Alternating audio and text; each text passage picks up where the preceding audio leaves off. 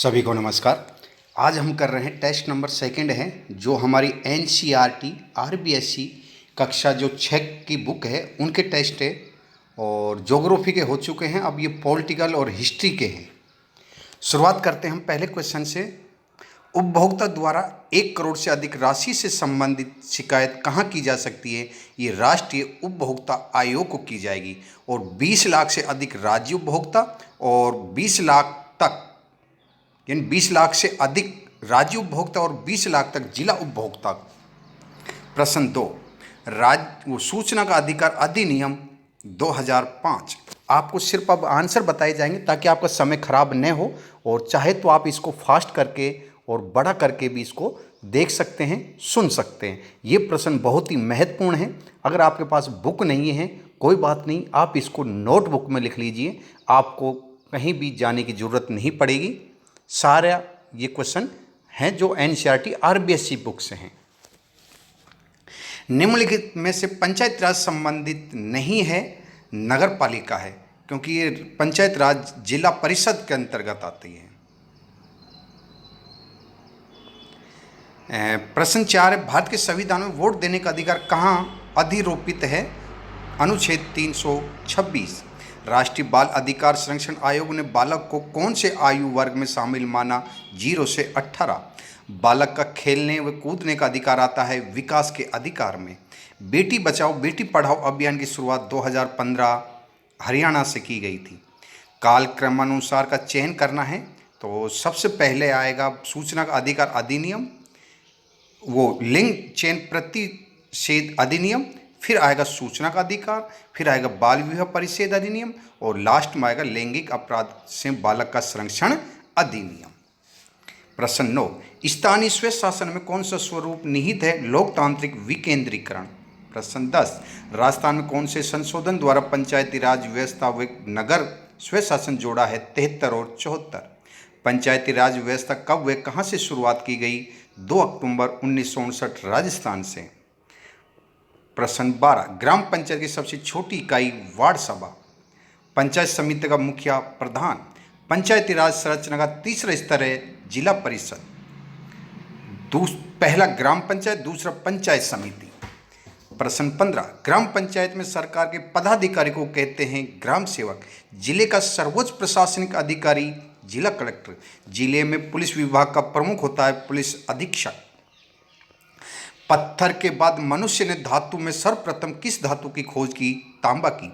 सर्वप्रथम 1922 में पंजाब के हड़प्पा पश्चात सिंधु के खालिस्तान नामक स्थान पर सिंधु सरस्वती नगर सभ्यता का पता चला, मोहनजोदड़ो। प्रश्न 20, सिंधु सरस्वती सभ्यता का कौन सा स्थल पाकिस्तान में नहीं है? धोलावीरा, जो कि गुजरात में है। सिंधु सरस्वती सभ्यता की सबसे बड़ी विशेषता थी उन्नत औद्योगिक व्यवस्था। सिंधु सभ्यता में सामाजिक वर्ग कितने थे? 3, शासक वर्ग, मजदूर और व्यापारी। कौन सा सही नहीं है? गणेश्वर बाण नदी के किनारे, ये गलत, गणेश्वर कातली नदी के किनारे है। मत्स्य जनपद की राजधानी बैराट। ताम्रपाषाण कालीन वस्तुएं भारी मात्रा में पाई हुई है वेणेश्वर में। किस स्थान से अशोक के शिलालेख प्राप्त हुए? बैराट से। पचमता जो आहड़ बनास सभ्यता से संबंधित है तथा जो हड़प्पा के समकालीन है, कहाँ पे है? राजसमंद में। कौन सा सही है? सभी सही है, क्योंकि बागोर भीलवाड़ा बनास संस्कृति है। बालाथल उदयपुर में जो ताम्रपाषाणीन है। नहो भरतपुर है जो कि ताम्रयुगीन है। 29, परमार वंश की राजधानी रही चंद्रवती आबू के निकट आबू सिरोही में। भीमबेटका का पूरा स्थल है वर्तमान में मध्य प्रदेश में। मेहरगढ़ किस युग का पूरा स्थल है? नवपाषाण का। महान स्नानघर किस स्थान पर मिले हैं? मोहनजोदड़ो। हड़प्पा सभ्यता में अग्निकुंड के साक्ष्य किन स्थानों से मिले हैं? कालीबंगा, लोथल से। किस स्थान पर पक्की मिट्टी के खिलौने मिले हैं? मोहनजोदड़ो से। प्रश्न 35, हड़प्पा सभ्यता का कौन सा नगर तीनों भागों में बटा हुआ था? धोलावीरा। सुमेलित नहीं है, लोथल ताप्ती, ये गलत है। सुमेलित करना है आपको। तांबा ये है राजस्थान में। सोना ये है कर्नाटक में। टीन ये है अफगानिस्तान में। और बहुमूल्य पत्थर गुजरात। हड़प्पा के लोग ईरान से किस धातु का आयात करते थे? टीन का। सिंधु सरस्वती सभ्यता के किन स्थानों से नगर सभ्यता का विकास हुआ? मैदानी। मेसोपोटामिया की सभ्यता विकसित हुई है दजला फरात में। महात्मा बुद्ध ने पहला उपदेश दिया सारनाथ में। जैन धर्म के 24वें तीर्थकर महावीर। 4 वेदों में सबसे पहले लिखा ऋग्वेद। वैदिक साहित्य के संबंध में सही नहीं है। ऋग्वेद सबसे नवीन वेद है, ये गलत है, बल्कि प्राचीन वेद है। वैदिक काल में शिक्षा का माध्यम वे विदुषी, संस्कृत, लोपामुद्रा और शूद्रा। वैदिक काल में आश्रम जीवन को कितने भागों में बांटा है? 4 में।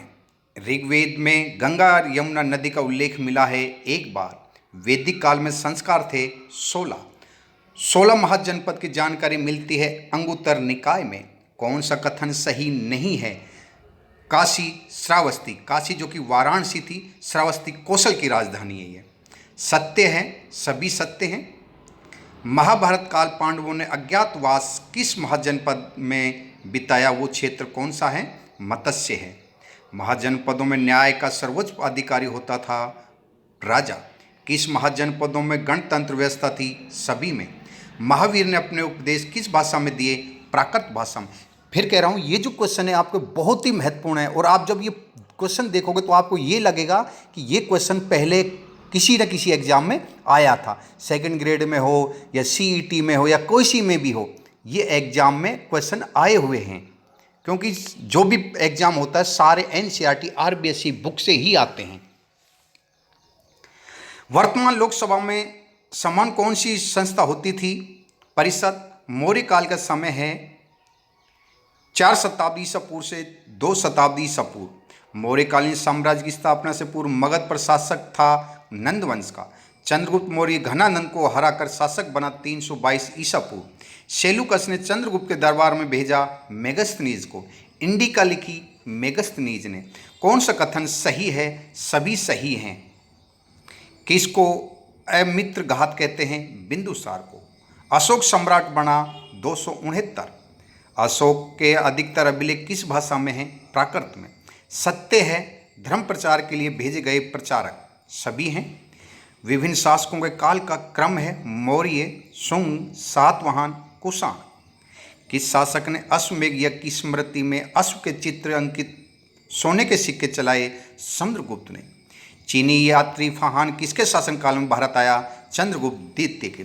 चंद्रगुप्त द्वितीय के 9 रत्नों में सम्मिलित नहीं था फाहान। भारतीय इतिहास में स्वर्ण युग माना जाता है गुप्त वंश को। प्रयाग प्रशस्ति लिखी गई है हरिसेन द्वारा। किस अभिलेख में बुद्ध धम्म संघ का अभिवादन मिलता है? भाब्रू अभिलेख में। मेगस्थनीज कौन था? सेल्यूकस का राजदूत।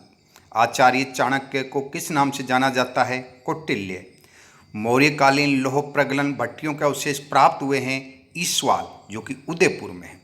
भारतीयों को अनादिकाल से लोहे को गलाने की कला का ज्ञान रहा है, यह कथन किसका है?